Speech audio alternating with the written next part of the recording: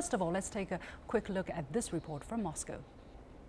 The leaders of Russia and Japan say the situation on the Korean Peninsula has seriously deteriorated, calling on all sides for restraint. Vladimir Putin hosted Japan's Shinzo Abe at the Kremlin, and the two leaders agreed to cooperate to help defuse tensions in the region.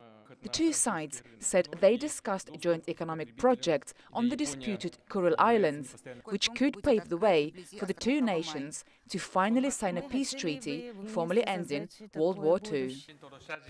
Putin and Abe agreed that an official Japanese delegation will visit the disputed islands this summer to see the progress of joint activities.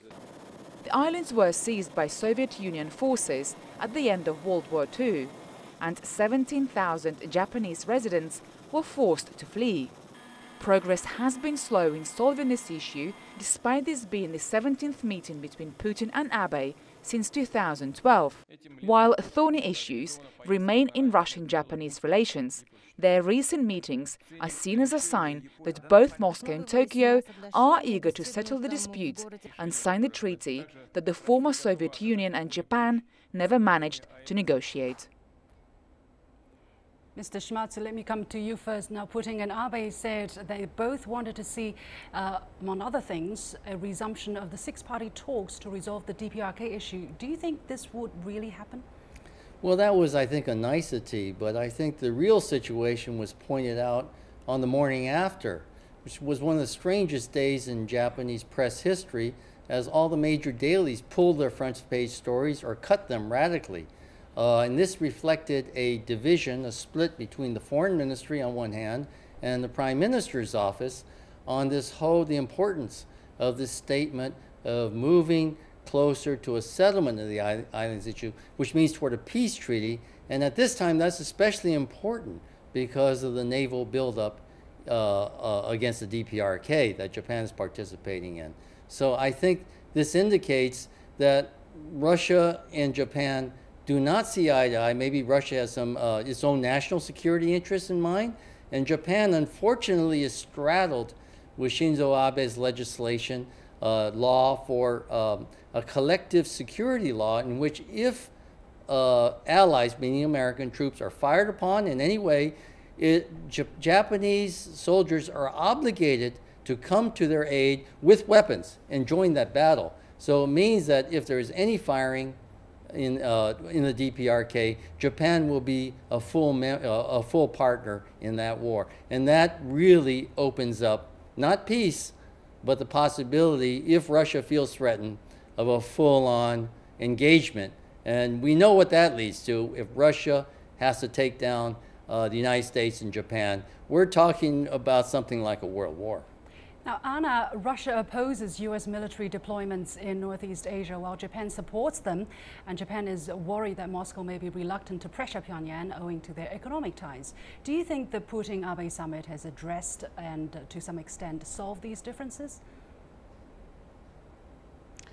Well, I think the visit was not such a disaster as has been talked about. I think it's quite symptomatic that Abe actually went to Moscow and that they meet so regularly, because remember, Russia is quite isolated by Western leaders. So most people do not go to Moscow to talk to Putin.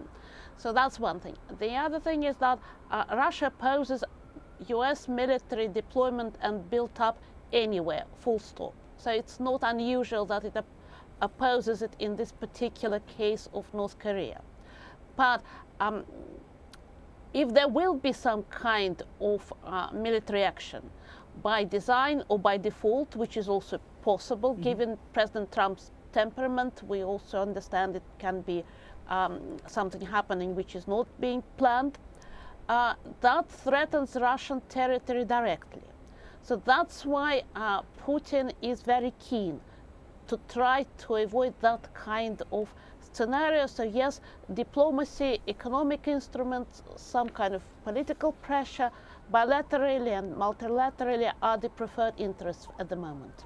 Mr. Shimatsu, the most immediate threats, most immediate results rather from the summit is 100 Japanese investment or joint development projects in the islands. Now, have these economic deals helped in solving or helped in paving the way to the future solving of these territorial disputes, do you think?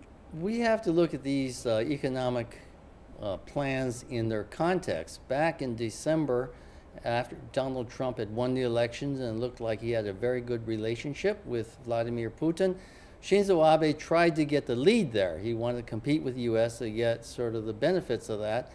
And that involved getting energy deals from Sakhalin, north of Japan, a bridge, a pipeline with a bridge into Japan, but at the risk here of breaking the sanctions that are imposed against Russia for the Crimea and the Ukraine events. So Abe was willing to ditch Ukraine, although Japan is very close, has an intelligence and defense treaty with Ukraine, was ready to sacrifice that to move ahead of Trump. Now suddenly that sort of vanished like a mirage after Trump got in his huge quagmire in Washington over accusations of being too close to Putin. So basically, a lot of those economic deals, we know the ones in southern Russia, near Sochi, well, those are going to go through, but one of them's a casino. On the islands themselves, there'll be a special team that goes in, but right now the only advance is that some of the people who used to be residents that are Japanese, 80 years old, will go see the graves on one-day visits. That's not a lot of, it's a good thing to do. It's very humanitarian, you know, of Putin, but that wouldn't call that a major economic Anna, change. what do you look at this how do you look at this aspect? Do you think that Abe's economic plans could advance Japan's case over the islands? Firstly, expectation that there will be a breakthrough based on Russia handing over 4 islands to Japan is completely unrealistic.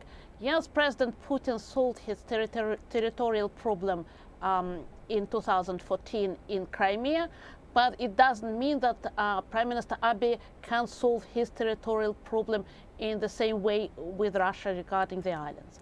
A Russian position hasn't changed since the Soviet days. They are prepared to hand over 2 islands and keep the 2 larger ones as kind of the price for signing the peace treaty. So that has not altered. But giving up territory also entails that kind of risk that Tokyo would then lay claims to Sakhalin. Whether it's realistic or not, I don't know, but that's something which cannot be discounted in Russian political thought. So the current strategy is try to make the issue of sovereignty kind of wither away. That means returning residents if they want to come and visit, or even some of them will maybe want to come and live there. Opening economic opportunities, social opportunities, so that when there will be more kind of exchanges, when it will be quite easy to travel, and if you wish even to settle there, then the expectation is that the actual sovereignty would not be such a poisoned cake as it is now, with development of all sorts of contacts. That's something which has been happening, say, in Europe. If we look at the issue of South Tyrol, yes, it remained in Italian jurisdiction, but Austrians have lots of rights, and it does not seem to be an issue as it used to be like 30 years ago. Yeah, well, last question, Mr. Shimatsu. I'm afraid we only have about 40 seconds. Why do you think Shinzo Abe chose to go to Russia this time anyway, despite the wrong kind of atmosphere? Well, there's geostrategic regions. You know, this flotilla that Donald Trump is trying to send into the Sea of Japan, or EC as the Koreans call it, the 2 major military powers there are in Vladivostok, that's Russia's Pacific Command Center, the Pacific Fleet, and Maizuru, that's a major Japanese base. So if things go crazy there, we're going to see Japan and Russia go at it. So there has to be some ground rules laid down. I think that's why he went. Okay, thank you very much. We have to leave it there. Yoichi Shimatsu, former editor with the Japan Times Group, and Anna Matveeva, visiting senior research fellow with the King's College London. Now here is my last point. While the US administration is coming around to a political solution on the DPRK, Japan, which had been closely following the US baton, might now be realizing that they had been jumping a bit too fast and too high. Now it's not only time for Abe to calm down on the DPRK issue, but also to dampen his expectations of President Donald Trump to help him stay in power while turning Japan into the de facto leader of Asia. The embarrassment following Abe's meeting in Moscow is just one sign of how unwise he was in his calculations of using a regional crisis to maximize his interests.